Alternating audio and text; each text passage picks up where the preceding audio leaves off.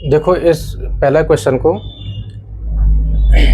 If D1 R1 represent the door to Ryan's room, how far is the distance? How far is the door from the left wall, the y-axis of the room, and how far is the door from x-axis?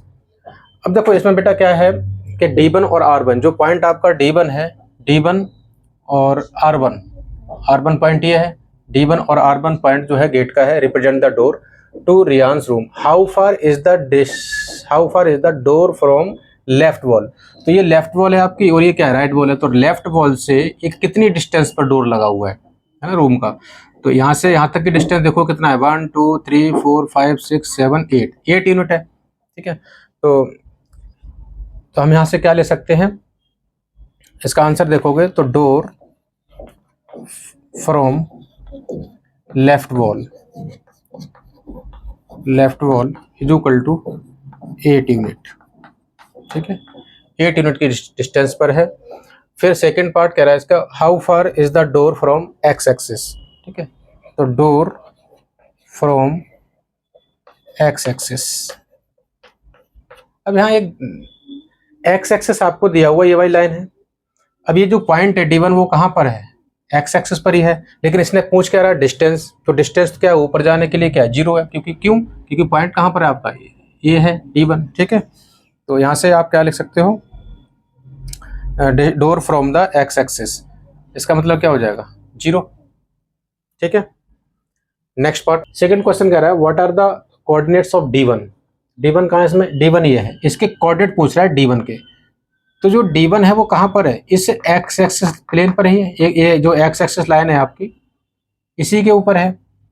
तो यहाँ पर x की value तो कितनी हो गई 8 और y की वैल्यू कितनी हो गई भाई, इसी लाइन पर ही, तो y की वैल्यू क्या हो गई 0 हो गई भाई। ऊपर तो कुछ नहीं जा रहा ना, ये पॉइंट तो यहीं पर है, इसी लाइन पर ही है। तो ये क्या हो गया 8,0। तो सेकंड का आंसर यहाँ पर हो जाएगा कोऑर्डिनेट ऑफ D1।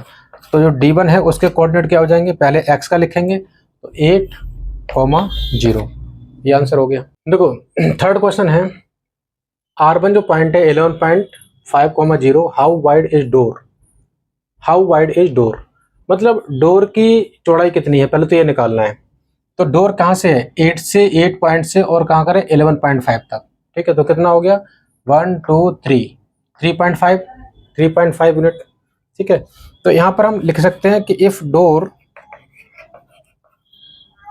डायमेंशन, अगर हम इसको फीट में ले, वैसे गिवन नहीं दिया है इसमें, तो आप फीट में कंसीडर कर लो। ठीक है, कंसीडर द यूनिट, हम इसको मान सकते हैं इन फीट। ठीक है, अगर इसको हम फीट में ले लेते हैं इस यूनिट को, तो R1 पॉइंट 11.5,0। ठीक है, यहाँ से यहाँ तक डोर की लेंथ कितनी होगी, ब्रेथ कितनी होगी 1 2 3 3.5। So the width of door equals कितना हो जाएगा 3.5 फीट। ठीक है, तो क्या अच्छी खासी विड्थ है। मोस्टली क्या है 3 फीट के गेट लगाते हैं रूम के अंदर। Do you think this is a comfortable width for room door.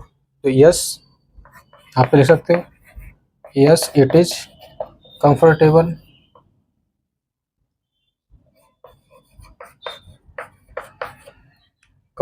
है। ठीक है, if a person in a wheelchair wants to enter the room, will he be able to do so easily। तो ये भी क्या हो जाएगा यस। ठीक है, एक तो यहाँ तक हो गया, दूसरा मैं इसको यहीं से बढ़ा देता हूँ, एंड इट इज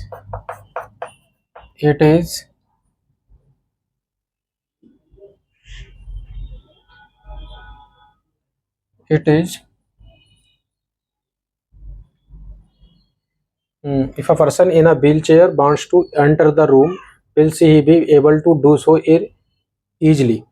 ठीक है, so it is easily, ऐसे लिख दो शॉर्ट में, it is easily for wheelchair।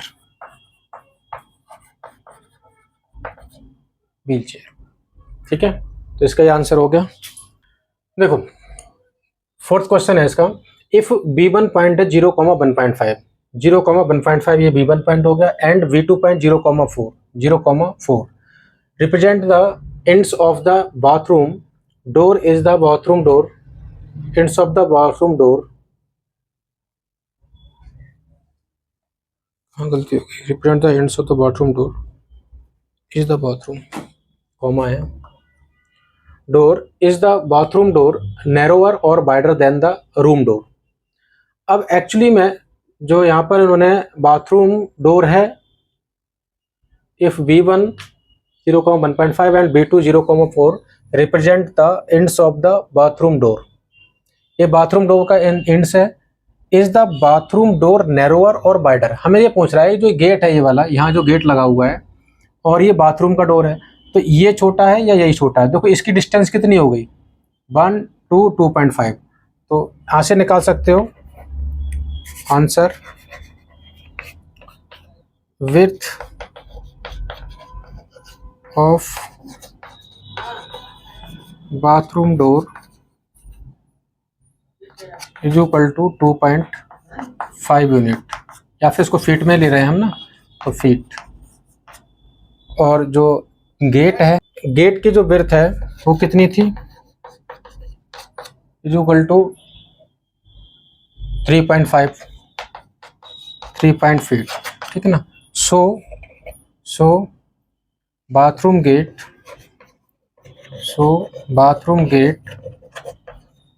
Is narrower,